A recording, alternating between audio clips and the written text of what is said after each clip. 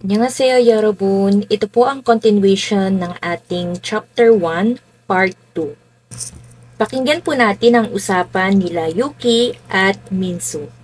대화 2. 대화 2. 민수 씨는 학생이에요? 네, 저는 학생이에요. 유키 씨는요?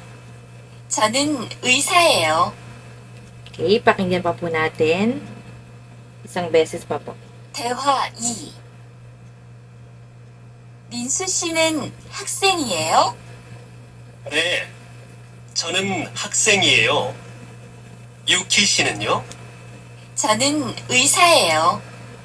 Okay. Ang kanila pong usapan, si Yuki, ang sabi niya, 민수 씨는, 민수, 학생이에요? Estudyante po ba kayo? Ang sagot ni Minsu, 네, opo, 저는 학생이에요. Estudyante po ako. Yuki 씨는요? Kayo po ba, Yuki? Sabi naman ni Yuki, 저는, ako po, 의사예요. Doktor po ako. Ako po ay isang doktor. Pag-usapan po natin ang ohi wa kyuhyun, bokabularyo at ekspresyon na related po or may kinalaman sa ating trabaho. Sa Korean, yan po ay 직업. 직업, trabaho. Tingnan po natin ang ilang mga trabaho. Estudyante, 학생. Estudyante, 학생. 학생. Guro or teacher, 선생님. 선생님. 선생님. Empleyado sa opisina, 회사원. 회사원. 회사원. doktor, 의사. 의사. 의사. 의사. pulis, 경찰. 경찰. 경찰. Nagtatrabaho sa gobyerno, 공무원. 공무원. 공무원. Estudyante, 학생. Guro or teacher, 선생님. Empleyado sa opisina, 회사원. Doktor, 의사. Pulis, 경찰. Nagtatrabaho sa gobyerno, 공무원. Ngayon po ay pag-aralan natin ang second part ng ating grammar, ang un or nun. So, sa English, tinatawag po siyang topic marker. So, ibig sabihin, mamarkahan po natin yung topic ng ating pangungusap. Ang un or nun ay ginagamit ito para ipakilala or para i-introduce natin ang topic ng ating pangungusap. Ang pinakapangunahing gampanin or role ng topic marker ay ipaalam natin sa ibang tao kung ano ba yung tutukuyin or ano ba yung pag-uusapan natin tungkol doon sa topic na yon.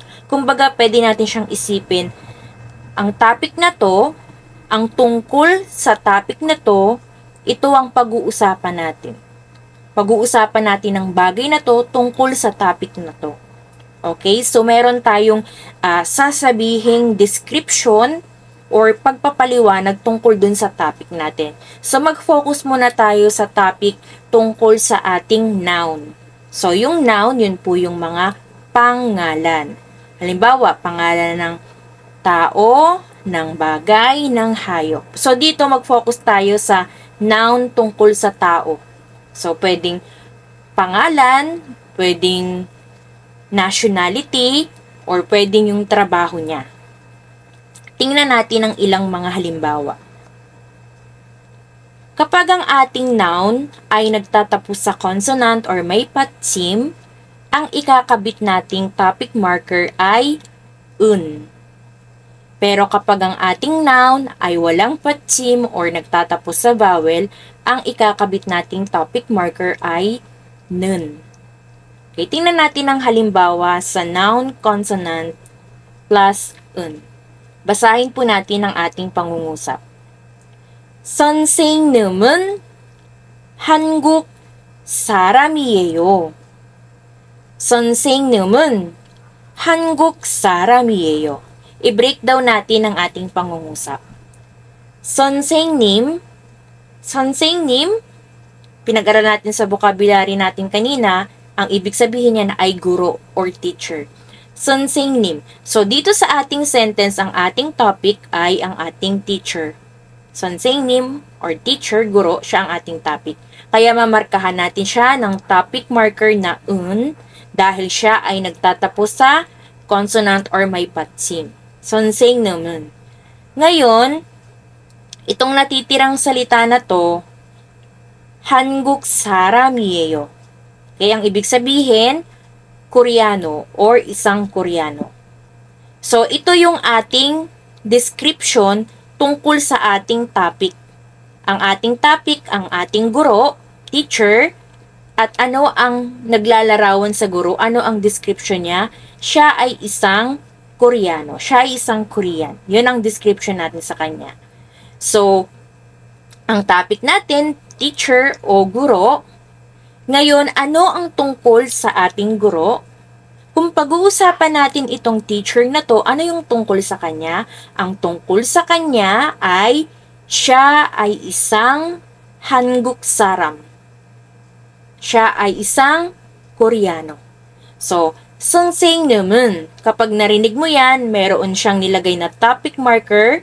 선생님은, so, meron tayong ilalarawan sa kanya. Meron tayong pag-uusapan or tutukuyin patungkol dito sa ating teacher, which is yung ating topic. So, ano ang tungkol sa teacher? 선생님은 한국 사람이에요. Siya ay isang Koreano. Okay, ang ating topic, teacher, minarkahan natin ng topic marker na un at binigyan natin ng paglalarawan or mayroong description. Ang tungkol sa teacher na to, siya ay isang Koreano. Okay, pangalawang example. Kapag ang noun natin ay nagtatapos sa vowel, ang ikakabit nating topic marker ay nun. Okay, halimbawa, sa pangungusap na ito, 저는 회사원이에요. Okay, i-breakdown natin. 저, ang ibig sabihin niyan, ako. 저, kakabitan natin ang topic marker na nun. Dahil yan ay vowel, kaya nun ang ikakabit natin. So, 저는. Ang topic natin, 저 or ako. Markahan natin yung topic natin ng topic marker na nun. So, kapag ginawa mo yan, meron tayong dapat sasabihin tungkol sa kanya. Maglalarawan sa kanya. Ano ang tungkol sa akin? 회사원이에요. 회사원 ay empleyado sa opisina. Empleyado sa opisina. 회사원이에요. Okay, tungkol sa akin, ano ang description or ano ang naglalarawan sa kanya, sa akin? Empleyado ako sa opisina. 회사원이에요. 저는 회사원이에요. 저, tungkol sa akin, minarkahan natin ang ating topic, which is 저 ako. 저는, ano po ang tungkol sa akin? 회사원이에요. Ako po ay isang empleyado sa opisina. So, ganun po natin ginagamit ang ating topic marker para markahan natin yung ating topic na siya yung tutukuyin natin sa ating usapan or i-introduce natin ang bagay tungkol sa kanya. Kapag nagtatapos sa consonant or may patsim, un ang ikakabit natin. Kapag po vowel ay nun ang ikakabit natin. Okay? Yan. So, iba pang mga halimbawa. Tawan 씨는. Okay, nagtatapos sa vowel kaya 는 ang ikinabit natin. Tawan 씨는 회사원이에요. Tawan. Empleyado ka ba sa opisina? Or empleyado ka po ba sa opisina? Sabi niya, 네. 저는 회사원이에요. Opo, ako po ay empleyado sa opisina. Ako po ay empleyado sa opisina. Okay, number 2. Tuya 씨는 tungkol kay Tuya, Mongol saram이에요. Siya ay isang Mongolian. Siya ay taga-Mongolia. Si Tuya ay taga-Mongolia. Ang tungkol kay Tuya, siya ay taga-Mongolia. Ang tungkol kay Tawan, siya ay isang empleyado sa opisina. 선생님은 한국 사람이에요. So, kagaya ng ating example kanina. Ang guro ay isang Koreano. Ang tungkol sa guro, siya ay isang Koreano. Okay, so subukan natin sagutan ang ilang mga pagsasanay or 연습. So, ito po yung ating halimbawa. 마크 씨는, ito po si Mark, 마크. 마크 씨는 회사원이에요. Empleyado ba sa opisina si Mark, si 마크? Sabi, 네. 저는, sabi niya, yes, ako ay 회사원. Ako ay empleyado sa opisina. 마크 씨는 회사원이에요? 네, 저는 회사원이에요. Okay, tingnan natin ang number 2. Ang ating topic dito ay si Chien. Chien 씨는 학생이에요. Chien 씨는 학생이에요. 학생 ay estudyante. Chien 씨는 학생이에요. Anong sabi niya? 네. 저는, ang tungkol sa akin, ako ay estudyante. 학생이에요. 학생이에요. Chien 씨는, okay, number 3. Ang ating topic dito ay si Sujin. Sujin 씨는 선생님이에요. Teacher ba si Sujin? Tingnan natin ang larawan. Sabi, 네.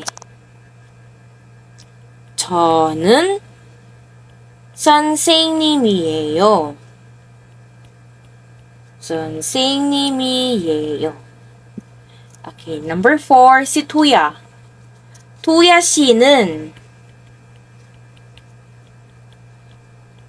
씨는 경찰이에요. Pulis ba si Tuya? Anong sabi niya? Aniyo. Ano po siya? Siya ay isang doktor. 의사예요. Hindi po. Ako po ay isang doktor.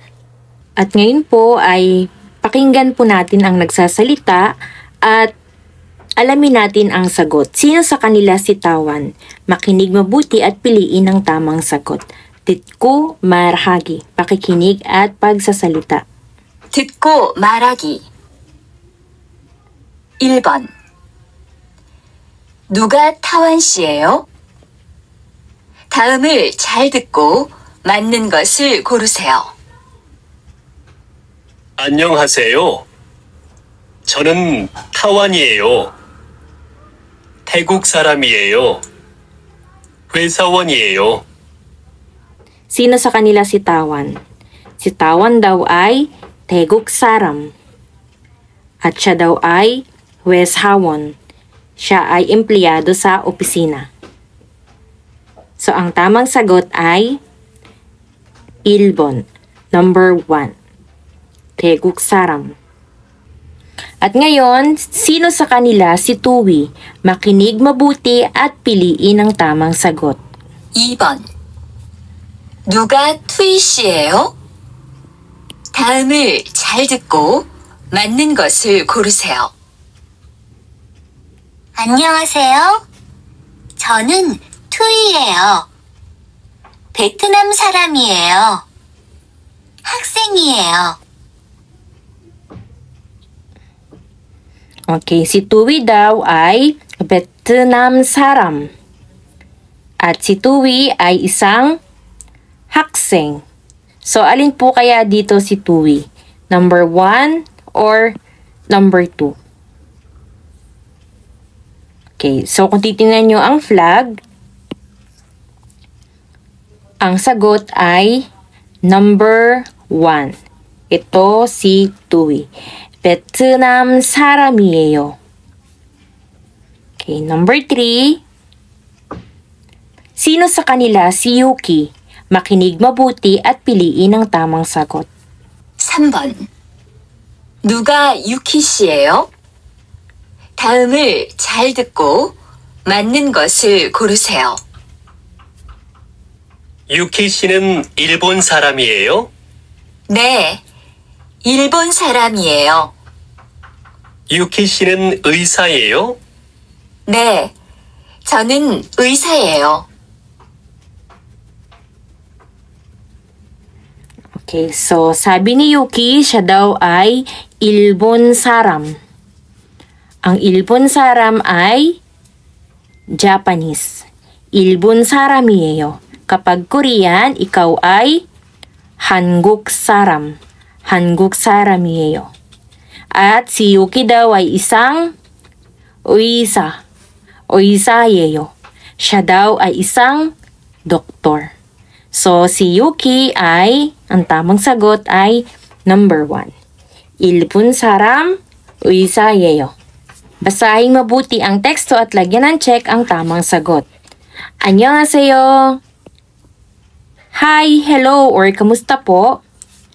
저는 휘영이에요. Ako po ay si Hyung. 저는 베트남 사람이에요. Ako po ay Vietnamese. 저는 선생님이에요. Ako po ay isang teacher. 만나서 반가워요. Ikinagagalak kita or ikinagagalak ko kayong makilala. So, sagutan natin ang question number 1. Hyung 씨는 베트남 사람이에요. Si Hyung daw ay isang Vietnamese. Yes or no? Okay, the correct answer is 네, 베트남 사람이에요. Hyung 씨는 학생이에요. Si Hyung ba ay isang estudyante? 아니죠. Siya ay isang 선생님. Siya ay isang guro. Yan. Para sa simple activity, ipakilala ang iyong sarili sa harapan ng iyong mga kaibigan. So, dahil dito sa ating recorded lesson, pwede niyong isulat sa comment section, name, tapos piliin mo anong topic marker ang ilalagay natin. Un or nun. Tapos piliin natin kung iyeyo or yeyo. Kapag yeyo, kapag vowel, kapag iyeyo ay consonant. Okay, kapag naman consonant, un, kapag naman vowel ay nun. Okay, so, yan. Sulat nyo po sa comment section ang inyong sagot. Yan. Para naman po sa mga bagong salita at expression, yan, cho, ibig sabihin ay ako. Yung nakababasa natin kanina pa na she, ang ibig sabihin po niyan ay Mr. or Miss. And then, ne is yes or opo, and aniyo ay hindi po. At ang irum ay pangalan. Yan. Para i-summarize natin ang pinag-aralan natin, vocabulary tungkol sa nasyonalidad at iba't ibang mga trabaho. Ang ating grammar pattern ay noun plus iyeyo or yeyo. Kapag consonant, iyeyo ang ikakabit natin. Kapag vowel ay yeyo. Halimbawa, Philippine 사람이에요. Noun plus un or nun. Kapag consonant, un ang ikakabit natin. Halimbawa, 선생님은 or vowel ay nun ang ikakabit natin. So hanggang dyan po yung ating napag-aralan para sa ating chapter 1, part 1 and part 2. So sa susunod ay i-upload ko po yung continuation ng lesson para sa ating chapter 2, part 1. 감사합니다, 여러분. 다음에 또 만나요. 감사합니다.